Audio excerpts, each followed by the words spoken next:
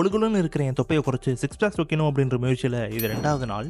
எனக்கு புரியுது 6 பேக்ஸ் வைக்கிறது கொஞ்சம் கஷ்டம் தான், ஆனால் எதையுமே முயற்சி பண்ணாமல் முடிவு பண்ணக்கூடாதுல்ல. அதனால தான் ஸ்ட்ரெயிட்டாக களத்தில் இறங்கியாச்சு. எப்பயும் போல் ஸ்டார்டிங் வித் ஸ்ட்ரெச்சிங் தான்.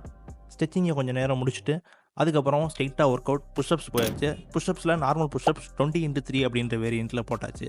புஷ்அப்ஸ் போடும்போது எப்படியோ 2 செட்டு கரெக்டாக போட்டுட்டேன். ஆனால் 3வது செட்டில் நம்மளுக்கு கொஞ்சம் கை காவு வாங்கிடுச்சு. அதனால் எப்படினாலும் விட்டுறக்கூடாது அப்படின்னு ஒரு 10 போட்டு முடிச்சிட்டேன். நெக்ஸ்ட்டு வந்து பர்பீஸ் தான். பர்பீஸ் வந்து 15x2 அப்படின்ற மாதிரி போட்டேன். ஆனால் உண்மையிலேயே பர்பீஸ் வந்து ரொம்ப கஷ்டமாக இருந்துச்சு எனக்கு.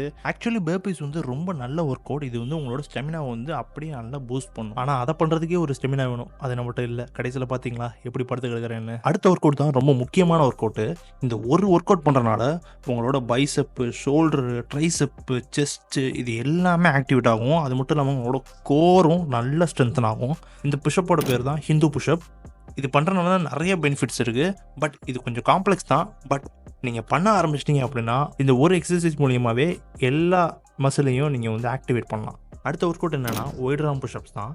இது பண்ணுறனால நம்மளோட அப்பர் செஸ்ட், ட்ரைசப், பைசப் இது எல்லாமே ஆக்டிவேட் ஆகும். அது மட்டும் இல்லாமல் ஷோல்டரும் ஆக்டிவேட் ஆகும். ஆக்சுவலி இன்றைக்கி நம்ம பண்ண எல்லா ஒர்க் அவுட்டுமே செஸ்ட்டை டார்கெட் பண்ணி தான் இருக்குது. அதனால அதுக்கான ப்ராப்பர் ஸ்ட்ரெச்சிங்கையும் கொடுத்துடணும். நெக்ஸ்ட் எனக்கு பிடிச்ச ஒர்க் அவுட்டான ஸ்குவாடை போட்டுட்டு இன்றைக்கி டேவை கம்ப்ளீட் பண்ணியாச்சு. Stay discipline.